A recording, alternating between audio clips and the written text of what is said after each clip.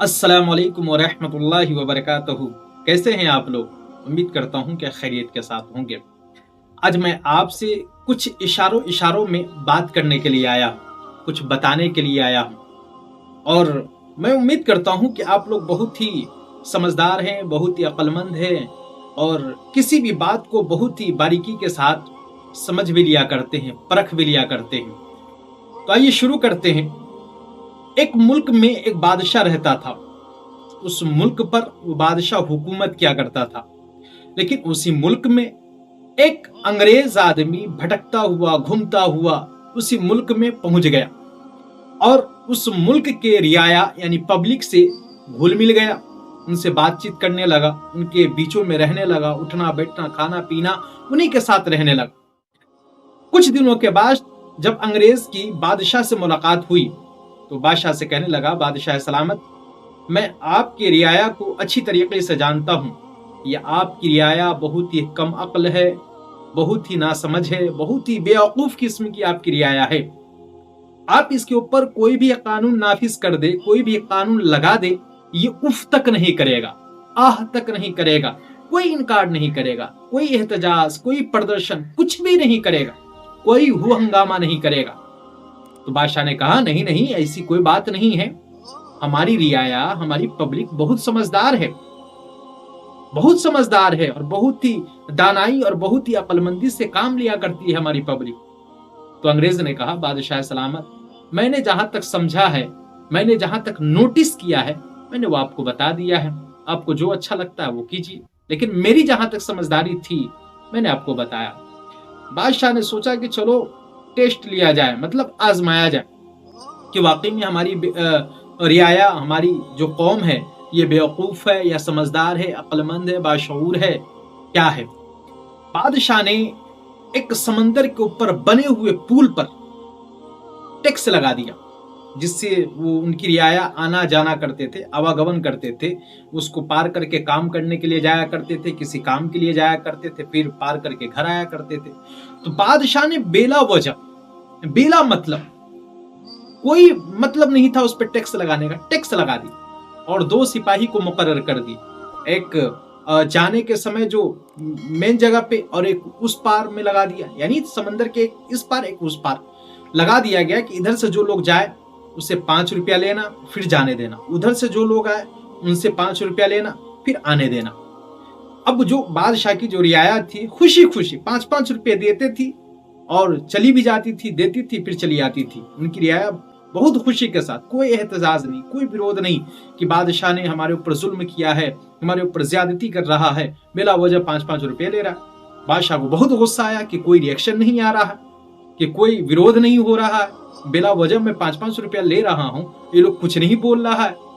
तो बादशाह ने गुस्से में आकर 10 रुपया टैक्स कर दिया। सिपाहियों को हुक्म दिया कि जाओ इससे 10-10 रुपया लेना, 10 रुपया जाने का और 10 रुपया आने का, यानी 10 रुपया चढ़ने का और 10 रुपया उतरने का। 10-10 रुपया लिए जाने लगे।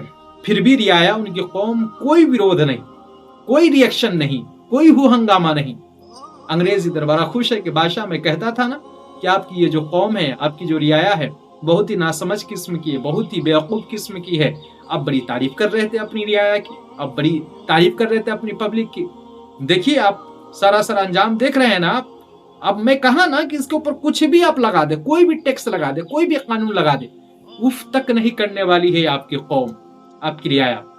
बादशाह को बड़ा गुस्सा आया, बड़ा जलाल में आया और बादशाह ने 50 रुपया टैक्स बढ़ा दिया, 50 रुपया टैक्स लगा दिया और अपने सिपाहियों को हुक्म दिया कि जो भी इधर से जाए 50 रुपया लेना, उधर से आए फिर भी 50 रुपया लेना। फिर भी उफ तक नहीं किए जा रहा है, फिर भी कोई कुछ नहीं बोल रहा है। उनकी रियाया, उनकी कौम फिर भी 50-50 रुपया दिए जा रही है और सफर किए जा रही है। बादशाह को बड़ा गुस्सा आया भाई, बहुत गुस्सा आया, बड़ा जलाल में आया और कहने लगा कि अब ये ऐसे नहीं मानने वाली है। सिपाहियों को हुक्म दिया कि सिपाहियों 50-50 रुपये भी लेना और 2-2 जूते इसे मारना। अब बादशाह ने यह हुक्म दिया बड़े गुस्से में आकर। अब अंग्रेज इधर बड़ा खुश था, चूंकि बादशाह की मजाक उड़ाई जा रही थी, बेइज्जती हो रही उसकी कौम की। तो बादशाह ने कहा 2-2 जूते मारना, 50-50 रुपये भी लेना। अब सिपाही का क्या करना था, बादशाह का हुक्म था, 2-2 जूते भी मारे जा रहे थे और 50-50 रुपये भी लिए जा रहे थे। वो उनकी कौम जो रियाया है बड़ी खुशी के साथ 50-50 रुपए भी दिए जा रहे हैं और 2-2 जूते खाकर घर भी आ रहे हैं, काम के लिए भी जा रहे हैं। अगले सुबह तमाम जो रियाया है महल के सामने खड़ी हो गई। बादशाह जब सुबह को देखते हैं कि तमाम रियाया है, कौम है हमारी, ये हमारे महल के सामने खड़े हैं, बादशाह बड़ा खुश हुआ कि अब ये कुछ विरोध करेंगे, अब ये लोग एहतजाज करेंगे, अब लग रहे मांग करने आ रहे हैं कि हमसे ये तमाम कानूनें हटा लिया जाए। अब वो बादशाह बड़े खुश होकर बड़े तेवर के साथ अंग्रेज की तरफ देखते हैं और कहते हैं कि मैंने कहा था ना कि हमारी कौम, हमारी रियाया बड़ी समझदार है। अंग्रेज थोड़ी देर के लिए थोड़ा गमगीन हो गया, सर नीचे झुका लिया। बादशाह ने फौरन हुक्म दिया कि तख्त लगाओ और तमाम लोगों को अंदर बुलाओ। बादशाह तख्त पर विराजमान हो गए, बैठ गए और तमाम रियाया को अंदर बुलाया गया। बादशाह के सामने तमाम रियाया है सर झुकाकर हाथ बांधकर यूं खड़े हो गए। बादशाह ने कहा कि बोलो भाई, क्या कहना चाहते हो, क्यों आए हो मेरे महल के सामने और क्या जरूरत है हमसे मिलने की। तो तमाम ने कहा कि बादशाह सलामत, आपने जो टैक्स लगाया है वो भी ठीक है और मैं दुआ करता हूं कि आपका इकबाल बुलंद हो और आपका नाम ऊंचा हो और आप हमेशा हमारे ऊपर हुकूमत करते रहे। यही मैं दुआ करता हूं आपके लिए, आपकी सेहत के लिए, आपकी तंदुरुस्ती के लिए हमेशा दुआ करता रहता हूं। लेकिन बादशाह सलामत, आपने जो टैक्स लगाया है ठीक है, आपने 5 के बजाय 10 कर दिया, 10 के बजाय 50 कर दिया, ठीक है, कोई एतराज नहीं है मुझे। 2-2 जूते मारे जा रहे हैं वो भी ठीक है, लेकिन बादशाह सलामत मुझे बस इस चीज की एतराज है, इस चीज की दिक्कत हो रही है कि कुछ और सिपाही वहां पे मुकर्रर कर दे ताकि जूते मारने वाले को ताखीर न हो, लेट न हो। और वो हमें जूते मारते रहते हैं, हमें घर पहुंचने में देर हो जाती है, ताखीर हो जाती है, काम पर जाने में ताखीर हो जाती है, कि कुछ सिपाही और मुकर्रर कर देंगे ना, और रख देंगे ना वहां पे, ताकि वो जूते जल्दी जल्दी मार सके और वहां से हम लोग जल्दी जल्दी फारिग हो जाए, नंबर में नहीं लगना पड़े। अंग्रेज बड़ा खुश हुआ, बड़ा ठहाके मार के हंसने लगा और कहा बादशाह सलामत, मैंने कहा था ना आपकी कौम बिल्कुल बेवकूफ है, बिल्कुल ना समझ है। बादशाह बड़ा गमगीन हुआ, बड़ा अफसोस हुआ। मेरे दोस्तों, मेरे भाइयों, कुछ इसी तरह का हाल हम लोगों का भी है। हम लोगों के ऊपर भी बेला वजह न जाने कितने टैक्स है, कितने पाबंदियां है, कितने कानून है जो नाफिज कर दिए गए हैं बेला वजह, और हम लोग भी सर झुकाए हुए उस बेवकूफ प्रजा की तरह, बेवकूफ कौम की तरह, रियाया की तरह सर झुकाए तस्लीम किए जा रहे हैं और बस निभाए जा रहे हैं। और सच पूछो तो उससे हमारी जो हालत है कोई कम नहीं है, कोई अलग नहीं है, दोनों की हालत सेम है, बराबर बराबर है। हमारे पास तो कानून है, आइन है, संविधान है, इसके तहत हम तो विरोध कर सकते हैं ना, हम एतराज तो कर सकते हैं ना, लेकिन हम लोग एतराज नहीं करते हैं, बस अपने अपने कामों में बिजी है, व्यस्त है और कुचले जा रहे हैं, भेड़ बकरियों की तरह, गधों की तरह लगे हुए हैं।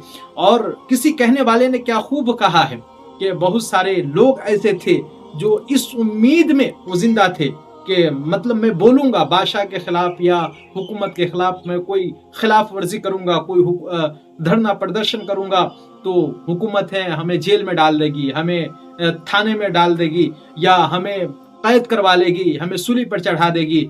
लेकिन कहने वाले कहते हैं कि बहुत सारे लोग ऐसे ही मर गए, ऐसी जमीन के नीचे दफन हो गए और बेला वजह मर गए। तो मेरे दोस्तों, मेरे भाइयों, मैं इशारों में बहुत सारी बातें कह दिया और अब समझदार हैं और समझ भी गए होंगे कि आपको करना क्या है और क्या नहीं करना है। मरना ही है तो फिर वीर बनकर बनिए ना, मरिए ना। अगर मरना ही है तो वीर होकर मरिए, बुज़दिल होकर मरने से क्या फायदा। अगर आप शहीद होकर मरेंगे, वीर होकर मरेंगे तो आपकी आने वाली नस्लें आपको याद रखेगी, आपका नाम लिया जाएगा। और बुज़दिल होकर मरेंगे तो फिर बुज़दिल का तो कोई ठिकाना नहीं है, कोई नाम लेने वाला नहीं है। मैं उम्मीद करता हूँ कि बात आपको समझ में आ गई होगी। बस आज के लिए इतना ही। अस्सलामु अलैकुम व रहमतुल्लाहि व बरकातुहू।